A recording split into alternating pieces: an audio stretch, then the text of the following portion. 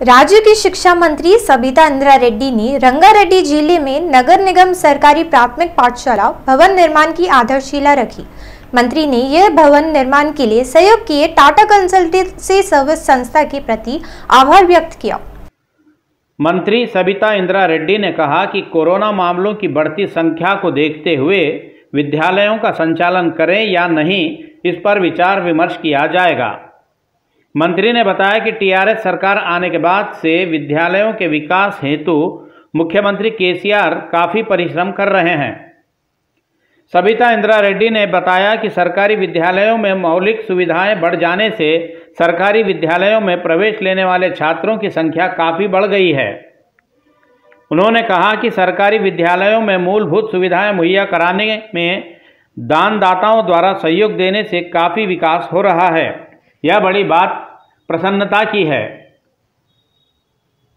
इस अवसर पर बड़ंगपेट की महापौर पारिजाता नरसिम्हा रेड्डी, उप महापौर इब्राहिम शेखर, पार्षदों सहित अधिकारी आदि नेता उपस्थित थे।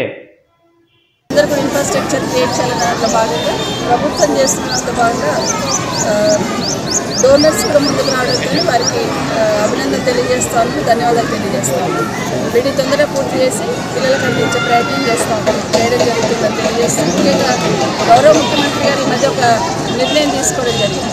అంటే స్కూల్స్ అన్నింటినీ కూడా ఇన్ఫ్రాస్ట్రక్చర్ కంప్లీట్గా, అది టాయిలెట్ కావచ్చు, లేదంటే ట్రెడిషనల్ క్లాస్ రూమ్స్ కావచ్చు, కలరింగ్ కావచ్చు, డిబేట్స్ కావచ్చు, లేదంటే డిజిటల్ క్లాసెస్ కావచ్చు, ఇవన్నీ కూడా ఒక స్కూల్కి కావాల్సిన ఇన్ఫ్రాస్ట్రక్చర్ ఏదైతే ఉందో అవన్నీ కూడా ఇవ్వాలని ఒక ప్రాజెక్ట్ తయారు చేయడం చెప్పడం జరిగింది।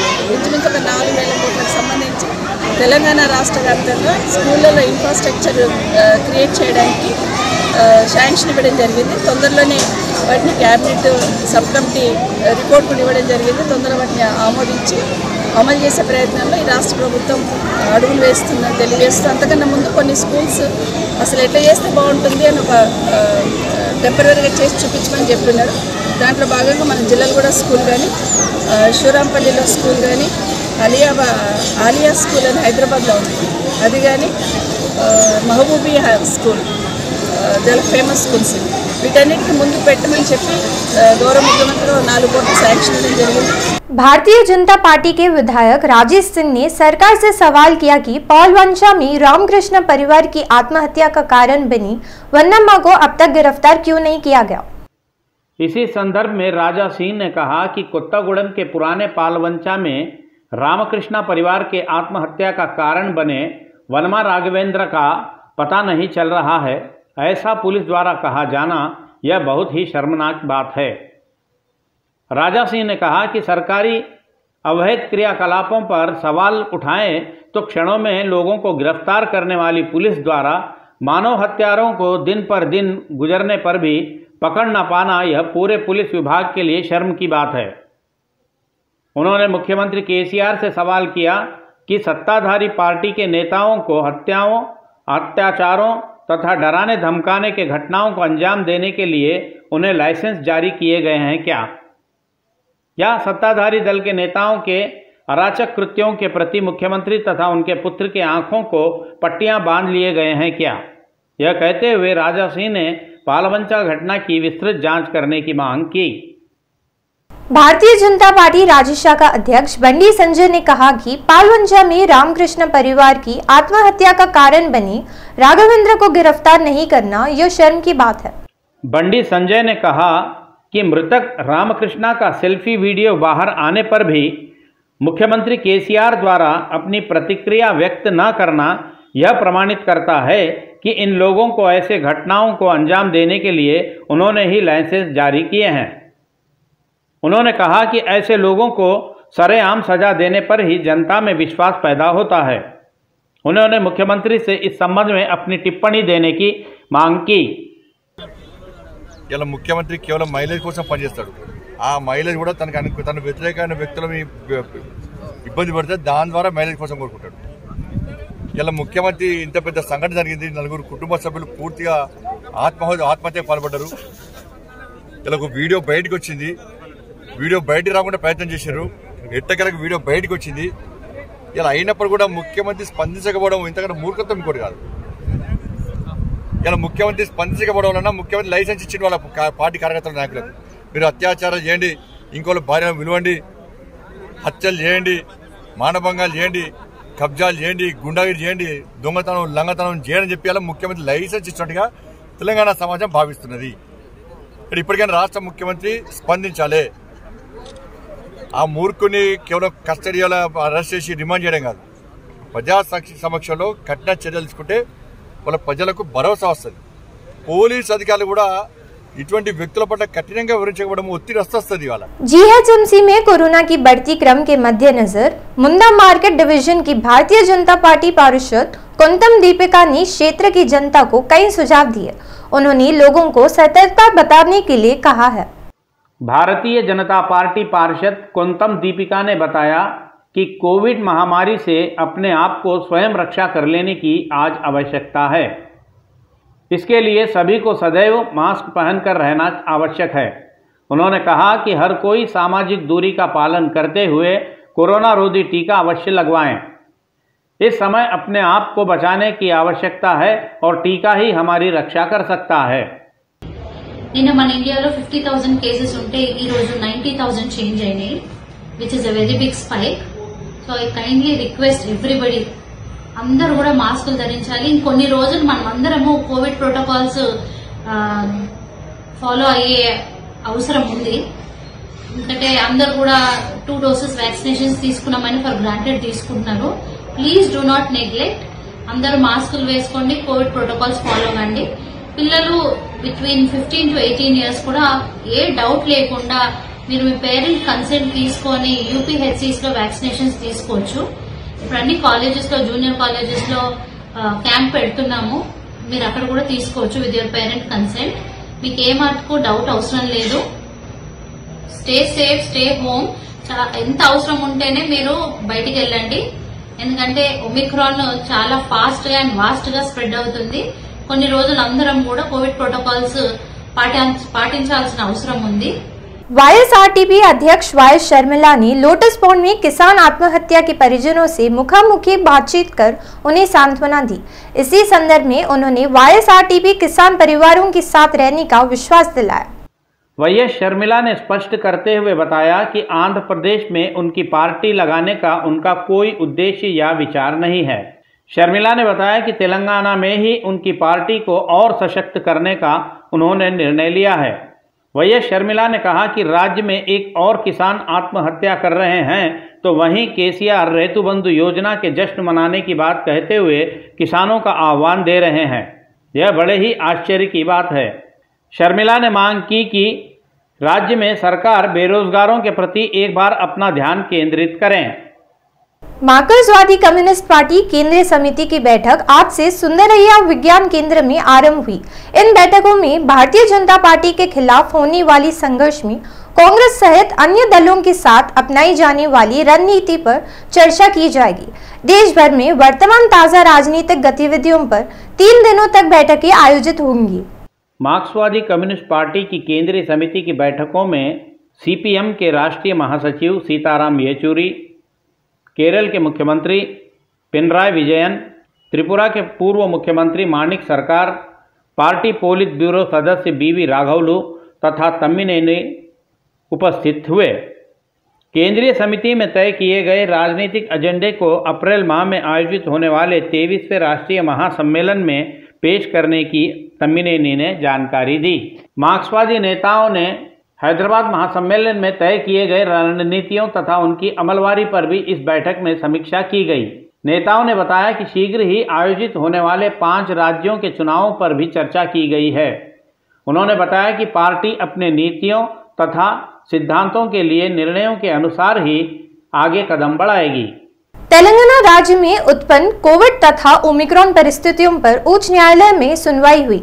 उच्च न्यायालय ने सरकार को आदेश देते हुए कहा कि ओमिक्रॉन के गंभीर स्तर को देखते हुए जांच की संख्या एवं गति बढ़ाई जाए।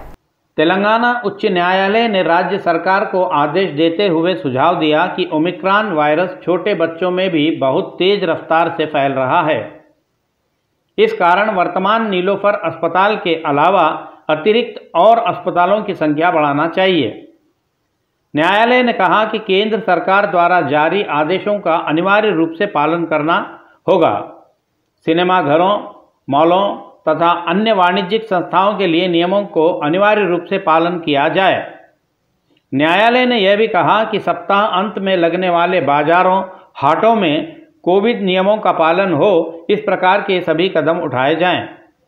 इन आदेशों के साथ न्यायालय ने इस संबंध में आगे की सुनवाई को 17 जनवरी तक के लिए स्थगित कर दिया।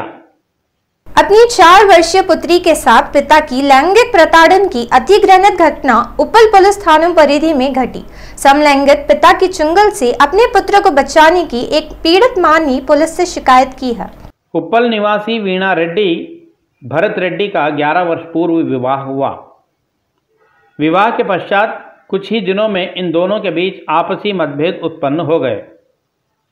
मतभेद काफी बढ़ जाने तथा भरत रेड्डी द्वारा अपनी पत्नी को मानसिक रूप से प्रताड़ित करते हुए यातनाएं देने से दोनों ही अलग अलग रहने लगे।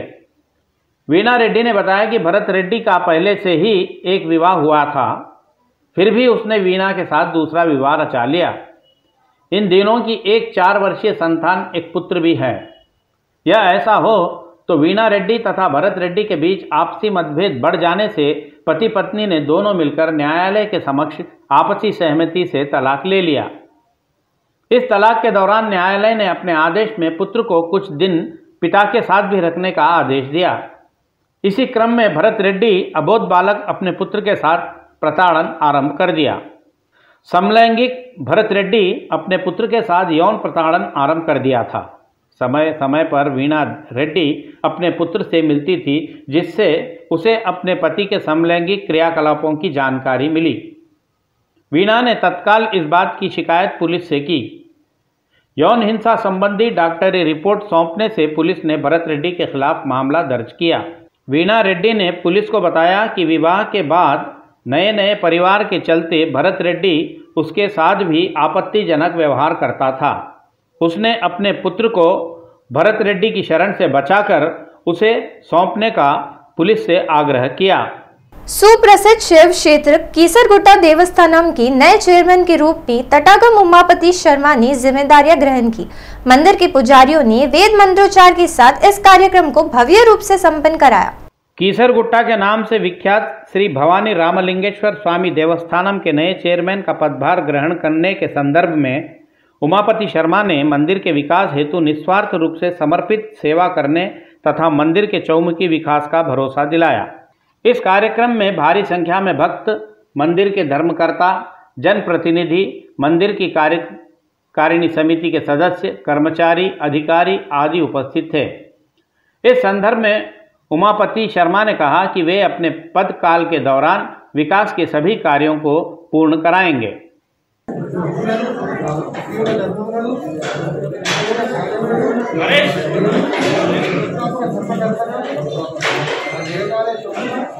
केंद्र सरकार की सभी संस्थाएं 75% सेवा कर भुगतान अनिवार्य रूप से करने का जीएचएमसी ने महत्वपूर्ण निर्णय लिया है। इस विषय का खुलासा करते हुए आयुक्त कार्यालय ने सभी केंद्र सरकार की संस्थाओं को पत्र लिखा है। जीएचएमसी द्वारा महत्वपूर्ण निर्णय लेने के पश्चात कुछ संस्थाओं ने पूर्व की भांति अपने 2-3 वर्गों के अनुसार 50% तथा 33% स्लैब के अनुसरण करते हुए कर का भुगतान करने की बात कही, जिसे आयुक्त ने अस्वीकार कर दिया। उन्होंने कहा कि सरकारी आदेश अनुसार सभी संस्थाएं एक ही प्रकार से वार्षिक करों का भुगतान करें। जीएचएमसी ने कहा कि पूर्व में अधिकांश संस्थाएं नगर के सीमावर्ती क्षेत्रों में थी, जो समयानुसार शहर के मध्य विलीन हो गए हैं। सभी संस्थाएं सभी सुविधाओं का उपयोग कर रही है। इस कारण सभी संस्थाओं को 75% शुल्क का रूप में कर अदा करना होगा। तेलुगु देशम पार्टी के राष्ट्रीय अध्यक्ष व आंध्र प्रदेश के पूर्व मुख्यमंत्री नारा चंद्रबाबू नायडू की कुप्पम दौरे के दौरान दिलचस्प घटना घटी। चंद्रबाबू के रोड शो के चलते तेलुगु देशम पार्टी के कार्यकर्ता ने चंद्रबाबू से आग्रह किया कि आगामी चुनावों में पवन कल्याण को साथ लेकर चले। पार्टी कार्यकर्ता की इस बात पर चंद्रबाबू नायडू ने चमत्कारिक बात कही कि प्रेम दोनों ओर से रहना चाहिए, एक पक्षीय प्यार सही नहीं रहता। चंद्रबाबू के मुख से निकली इस बात से पूरे सदन में उपस्थित लोग ठहाके लगाकर हंसने लगे। चंद्रबाबू नायडू की यह टिप्पणियां जनता में काफ़ी वायरल हो रही है। इन टिप्पणियों पर जनसेना के सर्वेसर्वा कैसी प्रतिक्रिया व्यक्त करेंगे, इसे इंतजार कर देखना ही होगा। आंध्र प्रदेश के मुख्यमंत्री जगन मोहन रेड्डी पर नरसापुरम के सांसद रघुराम कृष्ण ने आरोप लगाते हुए आलोचनाओं की बारिश की। उन्होंने कहा कि रायलसीमा के लिए जगन सरकार क्या की है, आपकी जमीनों स्थलों की प्यास के लिए और कितने लोगों की बलिया चाहिए, ये कहकर उन्होंने सवाल बरसाए। सांसद रघुराम कृष्णा ने कहा कि वे अपने निर्वाचन क्षेत्र में क्यों नहीं आ रहे हैं, यह सभी को पता है। उन्होंने बताया कि जनता में चेतना आने वाला दिन अब काफ़ी करीब आ गया है। उन्होंने बताया कि वाईसीपी नेता मुझ पर अयोग्यता का अभियोग लगाने की सोच में है। उन्होंने स्पष्ट किया कि वाईसीपी के कदम बढ़ाने से पहले ही वे अपने सांसद पद से त्यागपत्र देने की भी जानकारी दी। ఏంటంటే నన్ను నా పార్లమెంటు సభ్యత్వం నుంచి ఎలాగైనా సరే తీసేయాలి అని చెప్పి వాళ్ళు ప్రయత్నం చేసుకుంటున్నారు. చూద్దాం వాళ్ళ ప్రయత్నంలో ఎంతవరకు సఫలీకృతులు అవుతారని చెప్పి నేను కూడా ఆసక్తిగా ఎదురు చూశా. బట్ వాళ్ళు శక్తి విహీనులు అని చెప్పి నాకు అర్థమైపోయింది. ఎందుకంటే నాకు చట్టం తెలుసు, వాళ్ళకి చట్టాలంటే గౌరవం లేదు, వాళ్ళ కాన్స్టిట్యూషన్ అంటే విశ్వాసం లేదు. They always go against the constitution. So కాబట్టి వాళ్ళని చూసి జాలిపడి నాకు ఆలోచన వచ్చింది. నేనే రాజీనామా చేసి ఫ్రెష్గా ఎలక్షన్కి వెళ్ళి ఈరోజు ప్రజల్లో మా పార్టీని ఎంతగా అసహ్యించుకుంటున్నారు ప్రజలు అనేది ప్రూవ్ చేద్దాం అని నాకు ఆలోచన ఉంది.